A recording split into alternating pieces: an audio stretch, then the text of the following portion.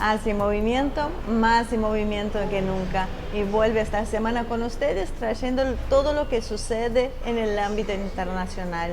Analizamos las relaciones entre los países y cómo viene pisando fuerte algunas regiones.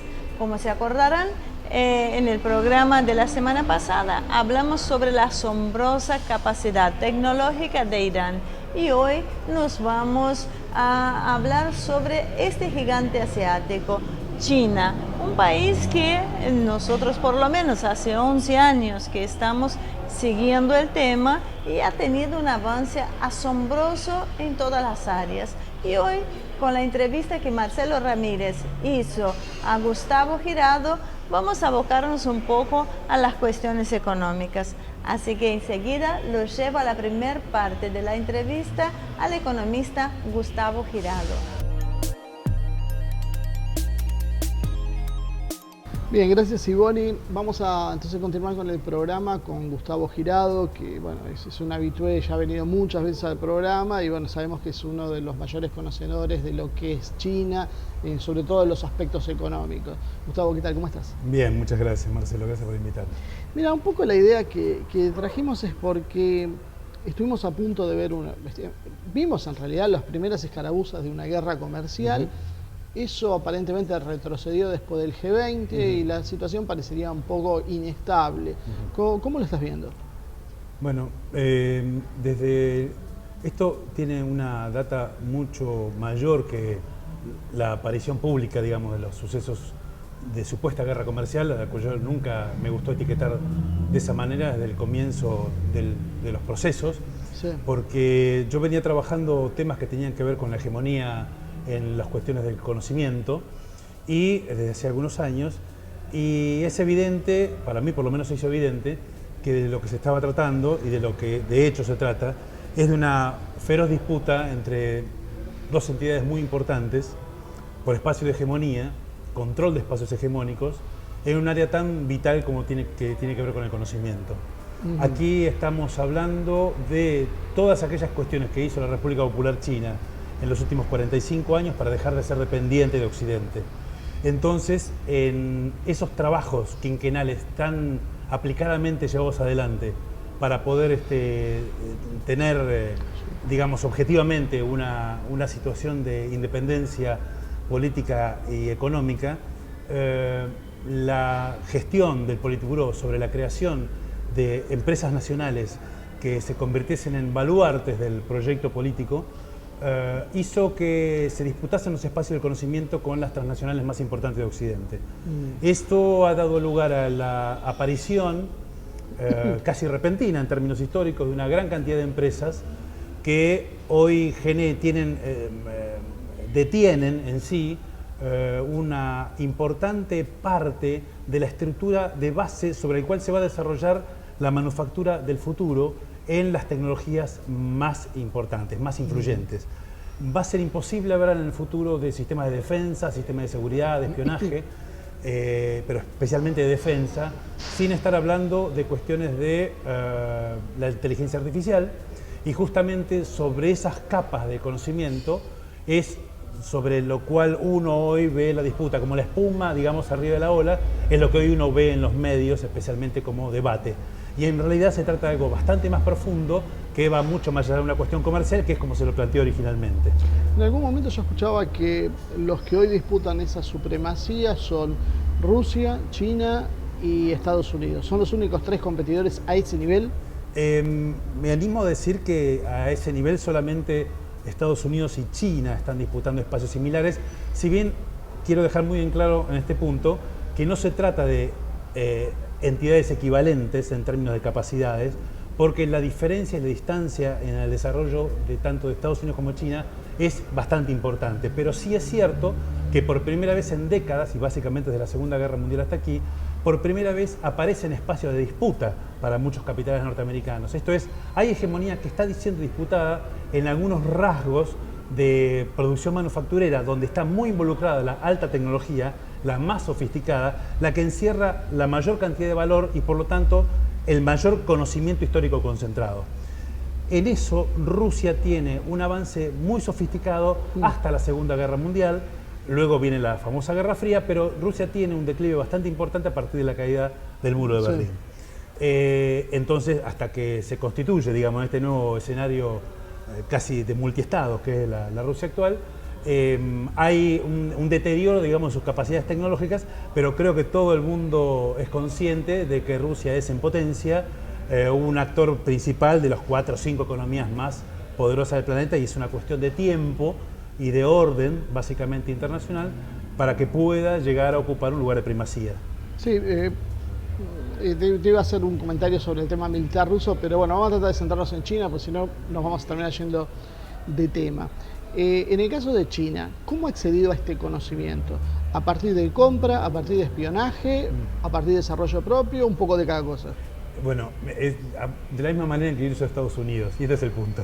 De la misma manera que lo hizo Estados Unidos, de alguna manera absorbiendo el conocimiento británico, es en muchos casos el mismo recorrido que hizo la República Popular China con el Politburó a la cabeza, absorbiendo conocimiento básicamente del hemisferio norte occidental.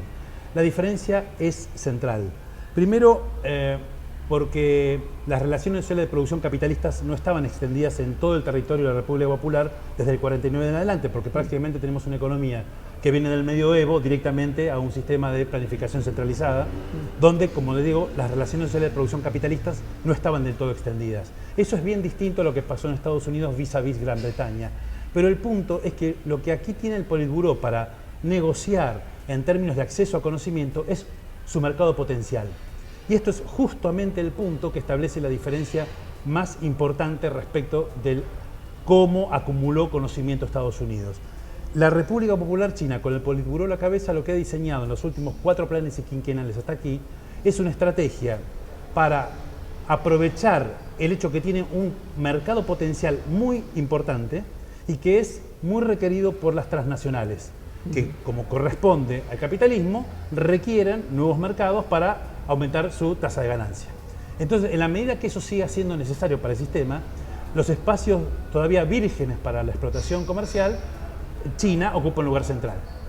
En la medida que esos conocimientos todavía no están desarrollados por China, es un vergel para cualquier capitalista interesado en mercados masivos. Lo que ha pasado en los últimos años es que las transnacionales occidentales han requerido ir por el mercado chino, y la República Popular China, a través del Politburó, ha negociado el acceso a esos mercados a través del intercambio por conocimiento. Lo que a todas luces Trump vislumbra como un robo de propiedad intelectual, que hay que ver si el Silicon Valley opina exactamente lo mismo, porque justamente es ahí donde no están los votos del señor Donald Trump. Justamente tanto en la costa este como en la costa oeste, donde él no ha tenido la victoria en esta supuesta, desde las elecciones hasta aquí, en esta supuesta guerra comercial. Y eso muchos lo atribuyen a que el espacio de disputa es la voluntad del centro oeste norteamericano, que son todos aquellos vendedores de productos sobre los cuales está atacando el gobierno chino en el intercambio que se hace de esta supuesta guerra comercial. Estamos hablando de biocombustible, estamos hablando de pollos, de partes de cerdo, estamos hablando de una gran cantidad de productos que se producen en el medio oeste norteamericano. En cambio, el Silicon Valley aparece fuertemente afectado porque deja de tener a los ingenieros de Oriente, deja de tener gran parte del conocimiento de las universidades de Oriente, especialmente las chinas, que crearon una enorme cantidad de espacios físicos alrededor de sus universidades para que se instalen los departamentos de innovación y desarrollo de las transnacionales de Occidente, para que desarrollen en su territorio con técnicos chinos el conocimiento que a futuro debería regir la acumulación de capital en high-tech, esto es, en tecnología de avanzada en todo el mundo. Y esto es centralmente lo que para mí se está disputando hoy. ¿Vos te parece que si esto uno lo mide a mediano plazo va a salir victoriosa China? Porque daría la sensación de que mientras Estados Unidos está peleando por colocar productos primarios o con bajo valor agregado, China está obteniendo mayores beneficios en esta guerra. En esta supuesta guerra comercial, y esto que está pendiente ahora por estos 90 días de tregua que se dieron en el G20, involucraba una compra-venta por $200.000 millones y productos afectados por ese monto. Ahí hay mucho producto primario de poco valor agregado de las ventas norteamericanas, pero y es básicamente todo lo que China incluyó en su plan Made in China 2025, este es el Hecho en China 2025, que es el proyecto que tiene China para alcanzar una sociedad medianamente acomodada para el centenario de la creación de la República, esto es el 2049, es que esta negociación está pendiente ahora, y si bien efectivamente, como bien decís Marcelo, pareciera que los productos norteamericanos son de bajo valor agregado, lo que China ha ido retrocediendo, entre comillas, si me permite, durante este último año, y no ha tenido mucha difusión, es en una enorme cantidad de posiciones arancelarias de alta manufactura a las cuales China les está bajando la cortina, es decir, permitiendo el acceso, como por ejemplo las automotrices norteamericanas. Esto ha sucedido, ha tenido lugar cada 90 días en el mercado chino y no ha sido de mucha trascendencia en los medios de comunicación, porque justamente es lo que Estados Unidos ha tratado de impedir para poner en la observación pública el hecho de que se trata de una guerra, porque China no concede lo que Estados Unidos pretende. Esto es un acceso mayor al mercado de la República Popular China, exige una baja de los aranceles más grande, pero también que China supuestamente deje de robar propiedad intelectual, deje de obligar a las transnacionales norteamericanas a que se instalen en su territorio y no beneficie tanto a sus productores que exportan, es decir, no entregue tanto subsidio a los exportadores chinos. No estoy tan seguro que eso que trasciende sea el core, sea el centro del problema, sino que lo que no trasciende, lo que no se hace público, son estas cuestiones mucho más importantes. Y para ponerte solo un ejemplo, de estos 200.000 millones que estábamos hablando de eventualmente comercio bilateral afectado, cuando hablamos de propiedad intelectual estamos hablando de 6 billones de dólares anuales afectados. Sí. Bueno, Gustavo, te interrumpo un segundo, así vamos con Ivonne para ir a un corte y enseguida volvemos. Muy bien, realmente muy interesante esta primera parte, todo lo que nos dice Gustavo Girado, muchas veces y cada vez que lo entrevistamos me hace acordar cuando lo conocimos por primera vez en el 2009, donde parecía que nos estábamos enterando recién lo que estaba haciendo este gigante asiático. Claramente ya hacía muchos años que estaba y venía como suelen ser los chinos, ¿no? Paso a paso, despacio y con planes a largo plazo. Así que los llevo a un pequeñísimo corte y enseguida regresamos.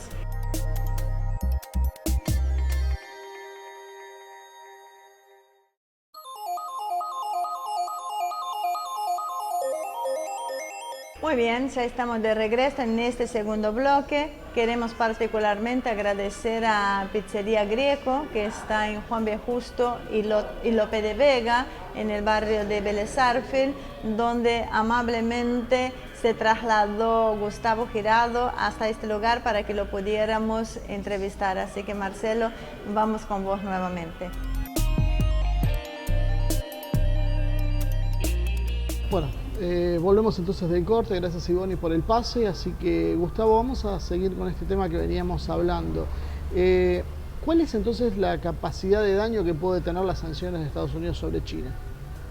Bueno, a mí me parece que son muy importantes, porque justamente, y esto me parece que también es otro aspecto que queda relativamente oculto, digamos, de la comunicación pública, es que China no tiene mucho margen, porque las ventas de Estados Unidos a China no son de gran envergadura. El déficit comercial en contra de Estados Unidos es superior al medio billón de dólares, es decir, los 500.000 millones de dólares. Sí. Dicho esto, los productos que Estados Unidos puede afectar de las ventas que le hace China son muchos, pero los que China puede afectar de las ventas que le hace Estados Unidos no son tantos. Entonces, el margen que tiene la República Popular China para negociar es mucho menor.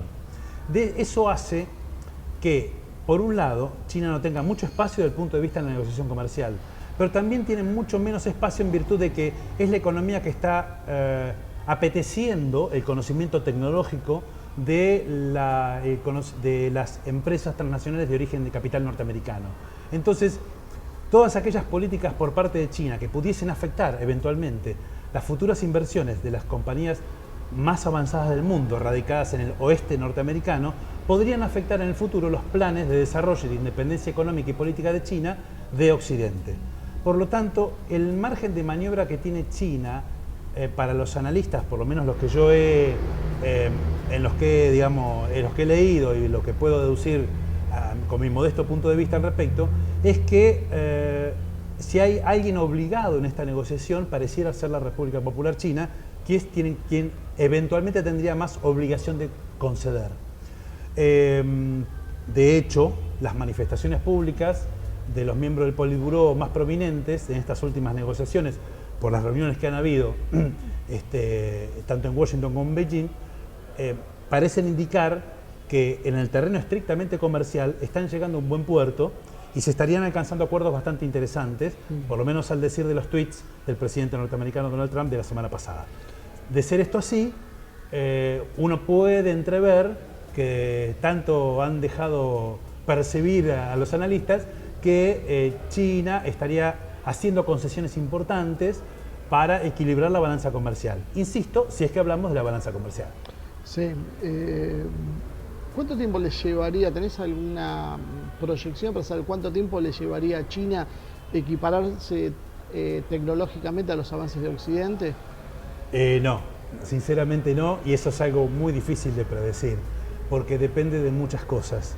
En principio, el hecho de que China pueda desarrollar capacidades propias está totalmente vinculado a las inversiones de Occidente dentro de su territorio.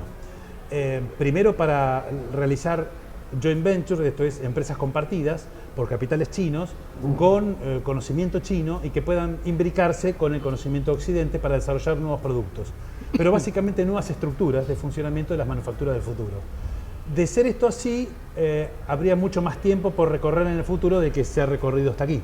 Y uno puede prever que el tiempo es corto, el tiempo a esperar es corto.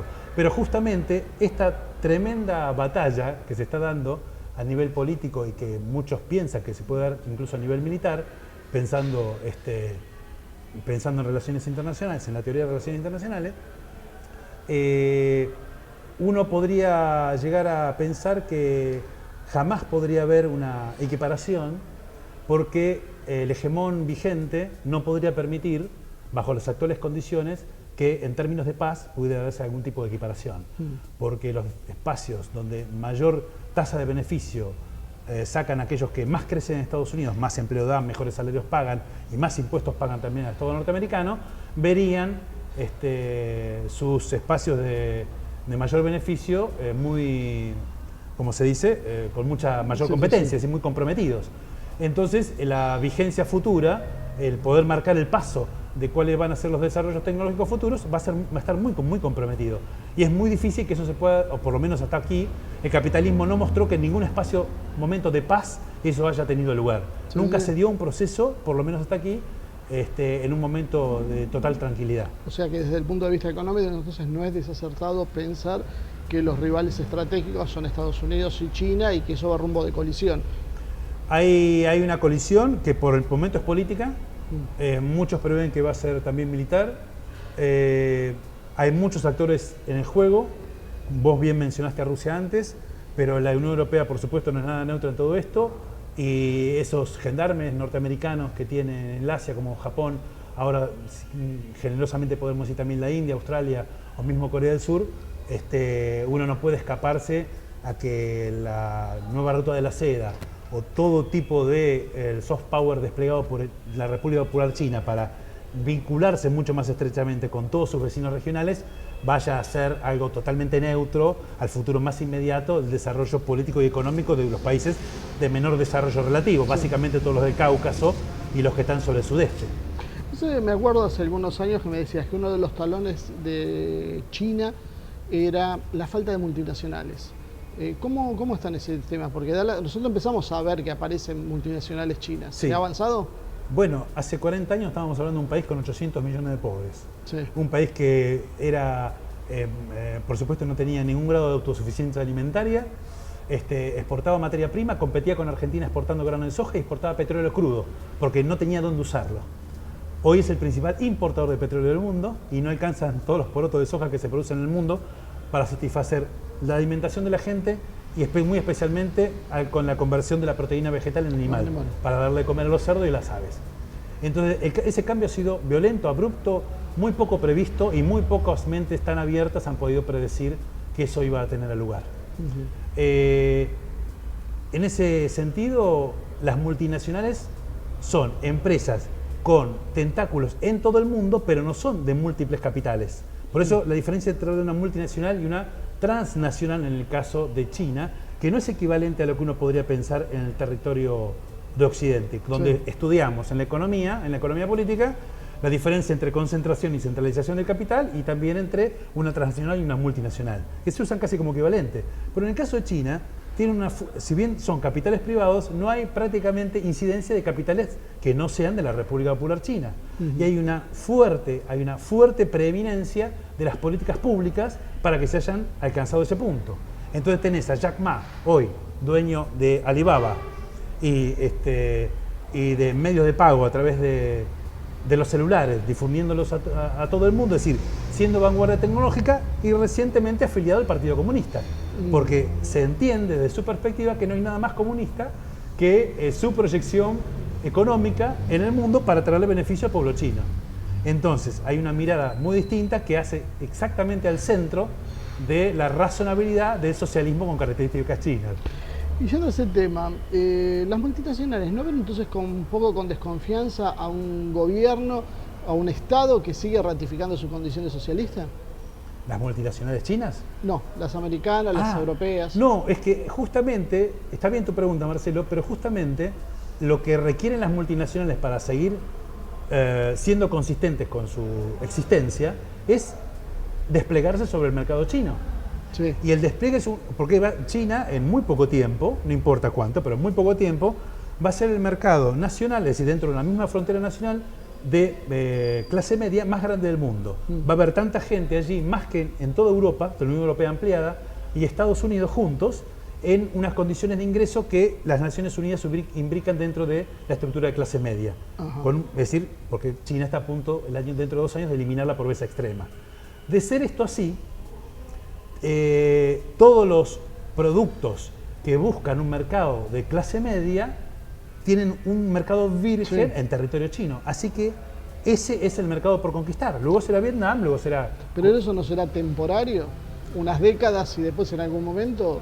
Bueno, futurología pura, porque me parece que estamos en pleno revoltijo de una ola. Por ahora nadie se lo pregunta eso. Por ahora aprovechan la situación y después veremos. Mirá, vos te lo estás preguntando muy bien, pero también los que nos dedicamos a la academia, los que están analizando el tema en las universidades, también se lo preguntan y sinceramente ya se equivocó bastante Rostow con eso de que el progreso era lineal y que cualquier película de ciencia ficción de los años 50 sigue siendo ciencia ficción, porque nada de eso ha podido ser predicho con sencillez. Y hablando de proyecciones, o sea, lo que sí vemos es que el avance en la inteligencia y de las tecnologías van eliminando puestos de trabajo. En un país con 1.400, casi 1.400 millones de habitantes, esto va a ser un problema muy serio. ¿Cómo lo enfrenta China?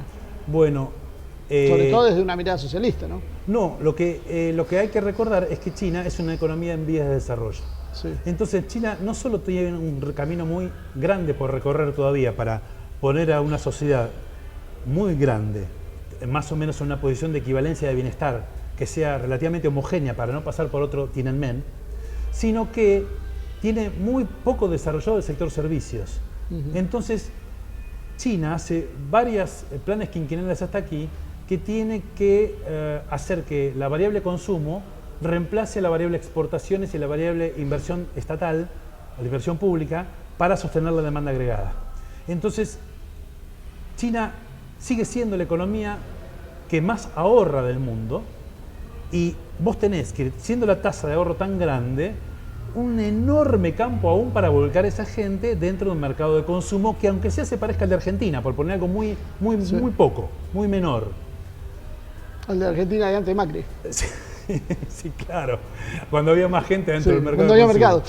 Entonces, de ser esto así, hay aún un campo por atravesar, un campo traviesa muy amplio para que China se desarrolle y los servicios ocupen en el desarrollo doméstico el espacio que están ocupando hoy las exportaciones. De allí que en el futuro podría preverse, pensarse que China podría afectar menos los mercados externos, como gran parte de Occidente desea, que China no avance con sus ventas en forma tan intensa, Sí.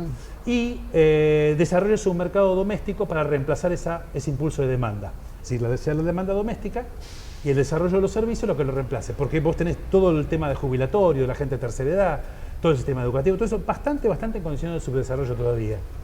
Entonces, todo el medio ambiente, que es una tarea inmensa que China tiene por delante, para llevarlo a una equivalencia más o menos que sea, que converja con el desarrollo relativo de cualquier economía europea de su estadio de desarrollo relativo similar. Sí. Entonces, para que se parezcan a España, por decirlo así, por lo primero que se me ocurre ahora, para que se parezcan a España en el término de desarrollo, tiene mucho que atravesar aún en términos de su mercado doméstico.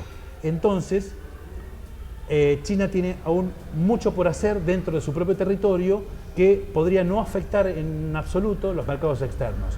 Por lo tanto, pensar que hay cuellos de botella, yo creo que aún es muy temprano para poder predecir malestares futuros, porque las multinacionales propias y ajenas tienen mucho campo aún por transitar adentro del territorio chino. ¿Cuál es la influencia en otras áreas de China? O sea, porque vos me hablabas de los gendarmes que tiene Estados Unidos, que tiene Occidente en Asia. Pero por otro lado, el peso creciente de tener como vecino un monstruo con China, sobre todo con la expansión que está teniendo, daría la sensación como que a través de los mecanismos económicos y financieros van a ir absorbiendo a todos los países vecinos. Sí, la influencia de China que se manifiesta más lentamente desde el punto de vista financiero, porque el mundo que sale de la Segunda Guerra Mundial aún está vigente, tiene unos planos en los cuales la diplomacia aún tiene mucho campo también por atravesar, como por ejemplo el soft power que China despliega, especialmente desde las agrupaciones políticas, pero también a través de la inteligencia de acuerdos que hace como los que involucran a una gran cantidad de economías adentro de lo que es el Banco de Infraestructura de Inversión del Asia, la AIIB, por su sigla en inglés, y todo el despliegue de la iniciativa de la Franja y la Ruta, que es quizás lo más llamativo del proyecto político de Xi Jinping, el presidente actual de China, que marca a fuego lo que China está diseñando para involucrarse políticamente con todas las economías que le son más vecinas. Hay una vinculación muy estrecha que está generando a través del desarrollo de infraestructura con todas las economías vecinas, que hasta hoy está inexistente y que hoy forma parte solamente de papeles, pero que en el futuro se espera que sean compromisos no solo políticos, sino también comerciales, de infraestructura, y que impliquen que paulatinamente lo que primero es la gestión por parte del conocimiento chino de desarrollos, por ejemplo, portuarios o de aeroportuarios en toda la zona de influencia regional inmediata de China, para que en el futuro sea gestionado con los países locales que también invierten política y económicamente en esos proyectos, y para que en el futuro puedan ser llave en mano para que los desarrollen los propios Kazajstán o cualquier país del Cáucaso o mismo Pakistán. Bueno, ahora ya nos vamos quedando siempre sin tiempo, así que vamos quiero que me tires un pantallazo que más no sea de dos situaciones que son críticas hoy. Creo que bueno, la de Venezuela, ya sabemos, con las espaldas financieras que ofrece China, y estos exabruptos que ha tenido Bolsonaro para con China, con el tema de abrirse, y que dentro del mismo Brasil hubo sectores que empezaron a llamarlo a que reflexione sobre el camino. Bueno, justamente el espacio de influencia que la historia política, historiográfica, sigue considerando como natural de Estados Unidos, sigue siendo Latinoamérica, y todos los últimos movimientos de la administración Trump lo han demostrado. Ese paseo que han hecho gran parte de funcionarios norteamericanos, muy recientemente llegándose hasta Buenos Aires, antes incluso del G20 y posteriormente a la reunión del G20 en Buenos Aires, con respecto de alejarlo políticamente de la influencia de Beijing, han sido explícitos al respecto en su despliegue político para que no solo Argentina, sino básicamente el Cono Sur no estuviese tan pendiente de los movimientos de Beijing. Ese despliegue, ese novedoso despliegue norteamericano encuentra un epicentro en Venezuela, que por hoy está siendo un campo de batalla, claramente, de lo que puede hacer Estados Unidos con un espacio que es de su interés primario sobre quien es uno de sus principales proveedores de petróleo. China tiene intereses, al igual que Rusia, comprometidos muy fuerte, no solo en el terreno del abastecimiento de uno de los insumos energéticos más preciados para justamente poder continuar con el desarrollo del cual habíamos hablado antes. Pero la presencia política no es tan fuerte, como su presencia diplomática, no es tan fuerte porque estamos justamente hablando de los espacios naturales de influencia geoestratégica. China todavía tiene mucho por ganar aquí, pero el despliegue norteamericano está poniendo claramente en tela de juicio la velocidad con que eso pueda ser llevado adelante. Rusia está quizás alzando la voz un poco más porque tiene mucho más viva aún la historia de la Guerra Fría, en la cual hay una disputa. De hecho, los compromisos rusos están más vinculados al sistema armamentístico de Venezuela, sí, al desarrollo de su sistema de defensa, que el de la República Popular China, donde hay intereses concretos que tienen que ver con el puerto y la energía y los insumos energéticos. Entiendo que lo que vaya a suceder en lo inmediato con el gobierno de Venezuela va a determinar ampliamente cuál va a ser la velocidad con que la Belt and Roads Initiative se va a desplegar en todo el cono sur, incluyendo Centroamérica, donde China viene de obtener grandes victorias políticas, pero que Estados Unidos pretende que no sigan siendo aún mayores, que es el cambio del reconocimiento de Taiwán por la República Popular China con Panamá, República Dominicana, sí, y otros más, durante el año 2018. Bueno, Gustavo, ya se nos acaba el tiempo. Me gustaría que me digas dos palabras sobre los libros que estuvieron editando. En la Universidad Nacional de Lanús hemos hecho 2 libros junto a la Universidad del Sudeste de Ciencia y Tecnología de China, sí, a partir de un acuerdo que firmamos hace 1 año y medio de cooperación, en la cual que va a involucrar en el futuro intercambio de profesores, de becas y estudiantes, y empezamos con libros, 2 que incluyen temas de mutuo interés. El despliegue de China con su política de la Franja y la Ruta sobre todo Latinoamérica, y otro específicamente de la relación bilateral. Hay autores chinos y muchos, sí, intelectuales chinos participando en ambos, y uno de ellos tiene la característica de ser bilingüe. Está escrito en chino y en castellano. Ha sido el primer... ¿Dónde se consiguen? Hasta ahora en la Universidad Nacional de Lanús, esperamos salir pronto, pero esto acaban de salir, es casi una primicia que tienen respecto de esta edición. Entonces ya saben, los que les interese el tema se van a tener que acercar hasta la Universidad de Lanús, y ahí van a poder acceder a este tipo de material que no es muy habitual encontrarlo. Así que, Gustavo, te agradezco el tiempo que nos dejaste, que te tomaste en venir hasta acá, y bueno, vamos a seguir al tanto sobre lo que está pasando con esto, porque la verdad es central en todos los análisis que hacemos habitualmente. No, muchísimas gracias a ustedes por invitarme de vuelta. Bueno, y vamos con vos para continuar con el programa. Realmente hay mucho que hablar, realmente interesante. Uno no deja de asombrarse de todos los acontecimientos, de todos los acontecimientos que suceden, los entramados políticos que hay, la puja que hay en nuestra propia región. Así que enseguida los llevamos a un pequeñísimo corte y ya volvemos.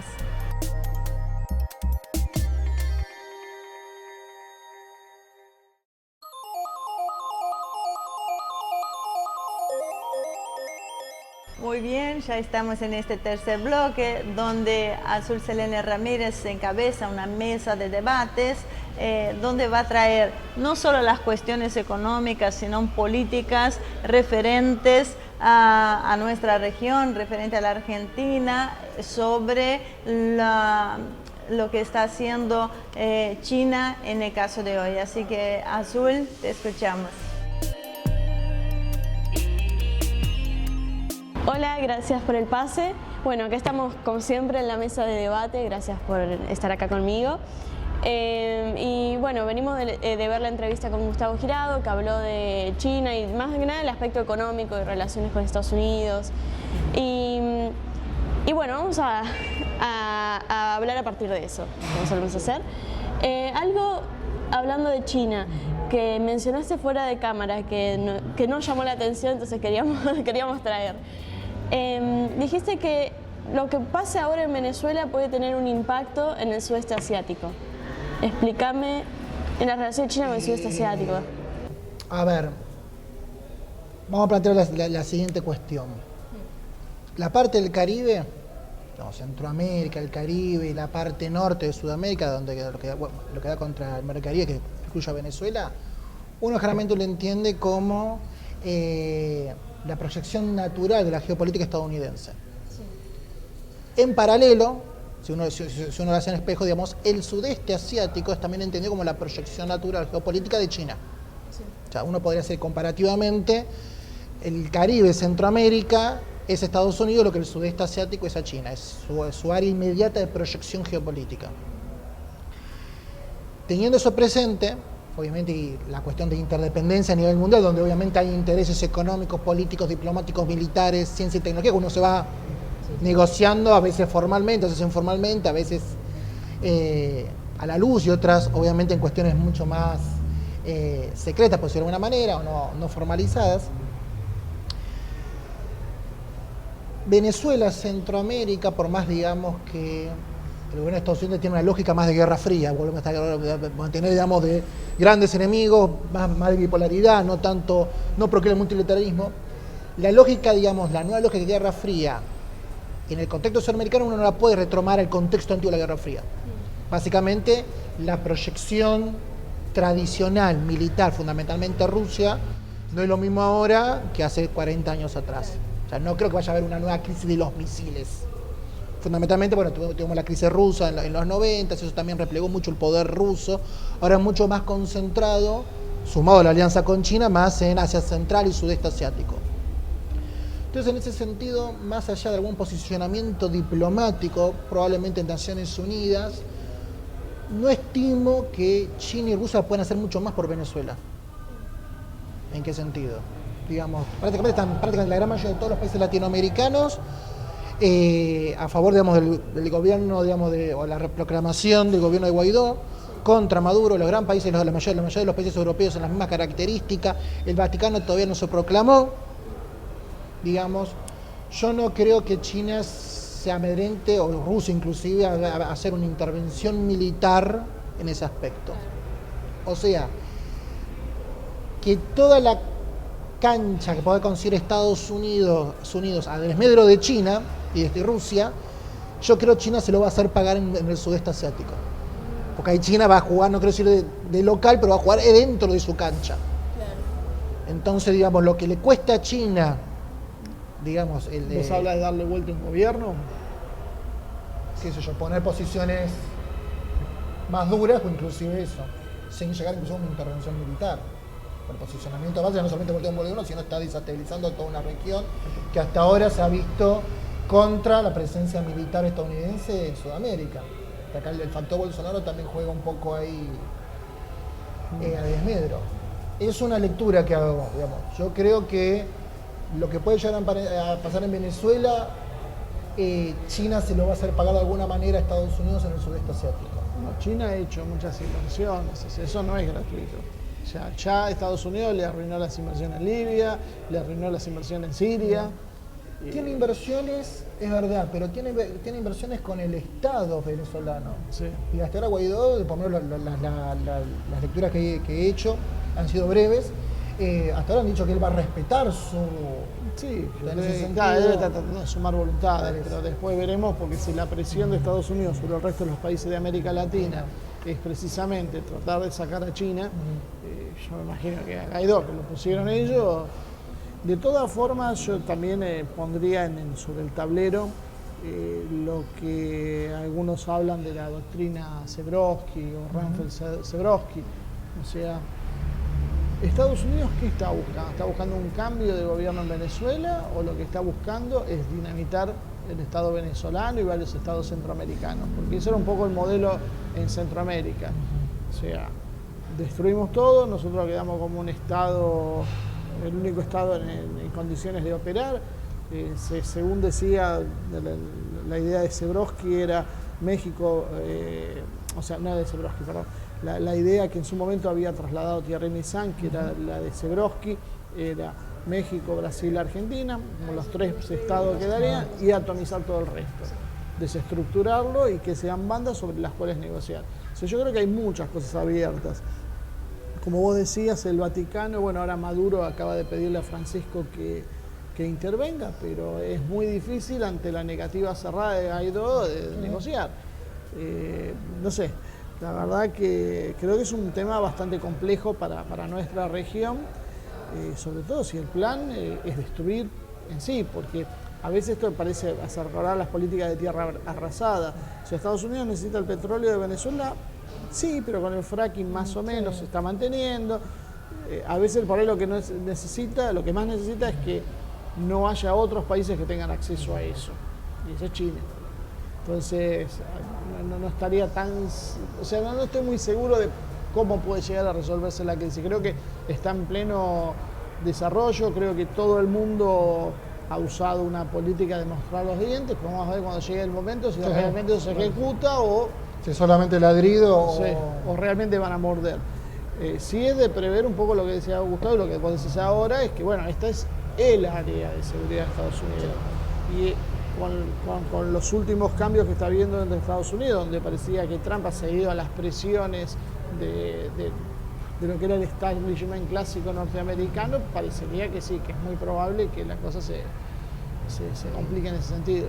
Y la verdad eso se suma que dentro de la región hay una serie de gobiernos, por una cuestión y otra, que están de vuelta encolumnados dentro de Estados Unidos. Sobre todo el factor Bolsonaro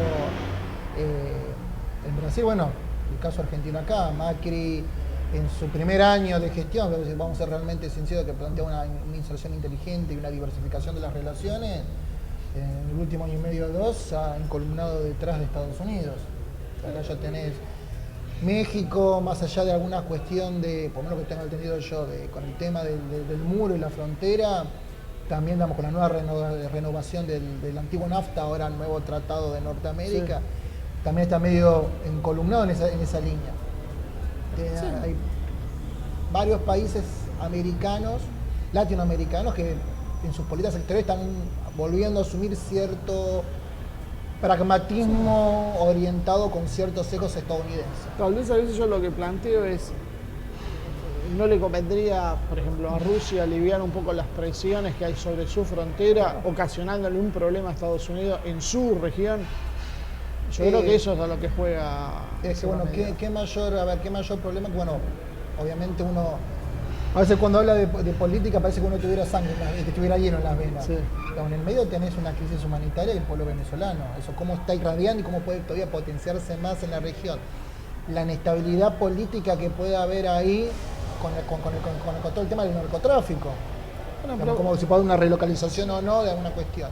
Se han conocido ahora cables, se han difundido informaciones que el gobierno norteamericano presiona para que no se ayude a los refugiados venezolanos y para que se evite la reconstrucción, de la misma manera que ahora están haciendo lo mismo en Siria.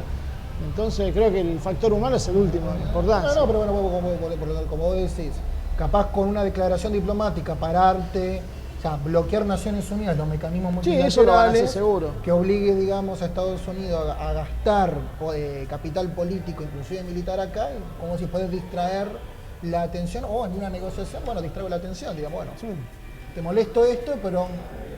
Estados Unidos en su época más gloriosa nunca consiguió solucionar el tema de Cuba. Entonces, hoy, si uno lo proyecta, es un Estados Unidos más débil. No sé si está en mejores condiciones de lo que era en los 90 o en los 2000. Comparto, a ver, yo por lo menos la lectura y muy básica que puedo llegar a hacer es verdad, el Estados Unidos ahora no es el Estados Unidos de hace 40 años atrás, pero tampoco Cuba es la misma, digamos, el apoyo soviético de Cuba no es lo mismo y el rol de Latinoamérica en la cuestión de Cuba no es la misma. Antes Cuba estaba totalmente cerrada y tenía el apoyo, sí, y un apoyo concreto y real de la Unión Soviética. Ahora ese apoyo... Sí, no, se creía que en los 90 iba a caer.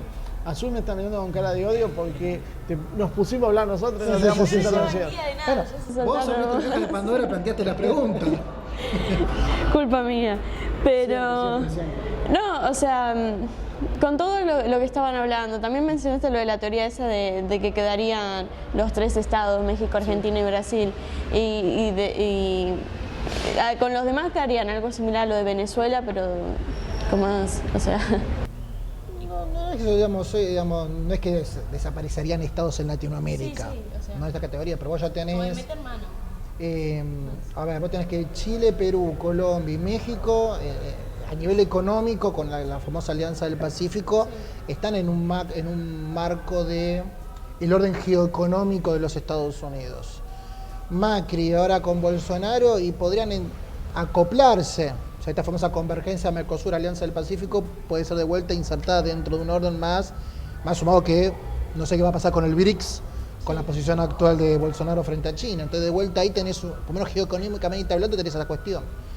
Quedan estos países dentro del eje del mal para Estados Unidos, bueno, que van a tratar de asediarlos, bloquearlos, cerrarlos y que imploten, digamos. ¿Y China ahí qué haría? Porque con lo de Venezuela, como decías antes, mantuvo una posición más diplomática. A ver, y acá un poco conversándolo. A nivel económico, por lo menos, Guaidó, él manifestó que va a seguir respetando sus obligaciones y las sanciones tomadas. O sea, le va a seguir pagando la deuda que tiene con China. China ya tiene, le damos, el reconocimiento de Venezuela. Si logra con esta política, digamos, seguir convenciendo a países centroamericanos para que la vayan reconociendo, me parece más factible eso. Perdió el apoyo por ahora, diplomáticamente hablando, a nivel, digamos, prensa, digamos, a nivel, digamos, en voz de Brasil. O sea, Brasil va a tener una posición mucho más dura frente a China. Y la verdad no desconozco cómo se está encarando esa relación Brasil-China ahora.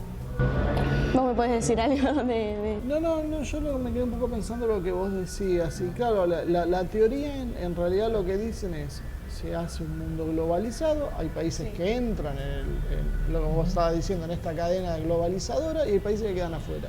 Los países que se quedan afuera tienen que quedar como países enviables para no ser un dolor de cabeza. Es un poco la idea. Entonces, Argentina, Brasil y México deberían entrar en este grupo, a pesar de Macri, que creo que no va a dejar nada en pie, pero bueno. Y el resto de América Latina entraría en un proceso de desestabilización permanente. Eso es lo que busca Zebrowski, porque la idea de eso es, no necesitamos después un gran despliegue militar para controlar un montón de bandas que se pelean en un país. Modelo Libia. O sea, están tratando de organizarse entre ellos, es mucho más fácil. Eso es tal vez lo que, bueno, eso es una de las iniciativas, pero esto hay muchos jugadores y hay muchas tendencias. Esta sería, yo te diría, la más negra de todas, pero bueno, es la que algunos dicen que es la que está trabajando un sector del Pentágono, o el Pentágono. Sí. Y no sé si es insistirte más en algo, pero porque hablaron de Bolsonaro y China, de la relación económica, tipo, como que había mencionado, creo. ¿Bolsonaro? Y en la política, o sea, no, pues la verdad, sí, no, de ese tema no. Bueno, es que Bolsonaro toma una decisión que es alejarse de China, y la verdad los mismos productores brasileños le dijeron, si se va, Brasil dura 15 días. O sea, China es el gran comprador de Brasil y Brasil no puede alejarse de China. Y después de eso empezó a ir para atrás, pero creo que ahí hay una diferencia muy importante también para ir viendo entre Mourão, el vicepresidente, que es un general, que es la real pata de las Fuerzas Armadas en el gobierno, y Bolsonaro. Muchas cosas que estamos viendo en los últimos días que Bolsonaro tira y después retroceden son precisamente por esas disputas internas. Sí. Bolsonaro está totalmente apoyando un plan liberal, traza, por ejemplo, una de las cosas que relativizaron ahora es el tema de la embajada. Entonces van y vienen con el tema de la embajada si la trasladan a Jerusalén. Sí. Porque hay algunos que saben que se meten en un conflicto ajeno y que no es lo mejor para Brasil. Y en el caso de China, bueno, China, si vos lo ves con una visión un poco estratégica, me parece un absurdo separarte. ¿Por qué cuestiones? Porque China se va a comprar Brasil, eso es lo que estaba diciendo, está comprando a Brasil. Sí. ¿Y acaso Estados Unidos o las empresas europeas no han hecho lo mismo? Sí, eso es un argumento que se escucha tipo mucho, el tema de, no, sí, es el nuevo Estados Unidos acá. Eso hasta lo estudié yo en la facultad, que medio como te planteaban la pregunta de si China era el nuevo Estados Unidos. A ver, es un nuevo Estados Unidos en función de cómo también uno se vincule con eso. Sí, no imperio. Yo creo que, por lo menos desde el punto de vista, porque a ver, una cosa es verlo desde el punto de vista regional Mercosur, sí, que a su vez dentro del Mercosur, en la década en la década del 2000, uno de los pocos lineamientos coherentes, pero lo que tuvo es este enfrentamiento con Estados Unidos. Ahora, eso traducido como una política positiva, digamos, proactiva, ha surgido sus diferencias entre Brasil y Argentina. Ahora, yo creo que para Argentina, digamos, ha sido mucho más dependiente en su enfrentamiento con Estados Unidos de apoyarse en China. Ahí se puede llegar a marcar más. Brasil trató un poco más de posicionarse, no sé si como iguales, pero bueno, como pares en común, digamos, un poco disolver a la agenda. Bueno, ahí yo creo que hay un amplio riesgo de que, como si entonces se fueron uno argentino, o sea, aunque cambias un hegemón por el otro, claro, más que diversificar la agenda y jugar en distintos niveles. Pero es diferente, me da la sensación que China, más allá de que no sea un santo y cada país tiene sus intereses, no me da la sensación que sea tan agresiva como son los anglosajones. No.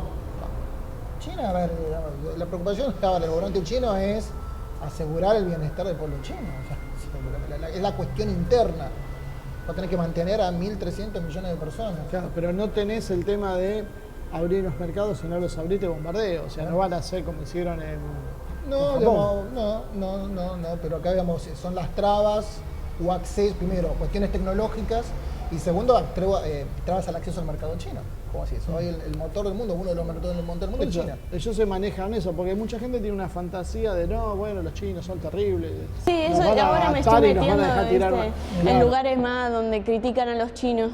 Sí. Y sí, esa es la primera, es como no, ahora se viene además viste ese fanatismo que tienen ahora con el comunismo. Claro, sí. Libertarios. Entonces como no, que va a venir y todo comunista, va a haber hambre, se va a llevar todo y lo plantea así como algo peor que Estados Unidos, porque Estados Unidos por lo menos te da el libre mercado, ¿viste? La historia pues la asociación esa. Y la democracia, ¿viste? Después te dicen que es una dictadura china y que la democracia queda con Estados Unidos. Ya la saben. Sí, sí. Yo creo que Estados Unidos lo que tiene es la injerencia muchísimo más marcada. Hoy hablabas de la incidencia en Asia y yo te decía cambiar un gobierno. Nosotros vemos como en los alrededores chinos los gobiernos no son todos pro-chinos. Estados Unidos jamás permitiría una hostilidad abierta. El único país que intentó desafiarla fue Cuba y así le fue, hace 50 años está bloqueado. Pero bueno, tenemos un minuto, así que si alguno quiere mencionar algo más, si no ya... Vamos a ver que estar atento porque bueno, todo esto es bastante, aunque obviamente la crisis venezolana ya lleva unos meses, ya unos años diríamos. Sí. Hay que estar atento en los próximos días, en las próximas semanas, porque estamos en instancias decisivas, por lo menos... Son esas cosas que pasa una hora y ya cambió todo el panorama. Y yo con respecto a China me quedo siempre con una duda.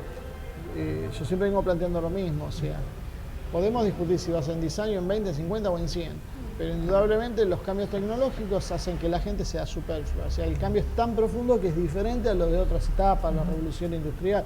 Esto es otra cosa, una cosa que va más profundo. ¿Qué respuesta le va a dar China a eso? Porque nosotros ya vemos las respuestas que le va a dar Occidente.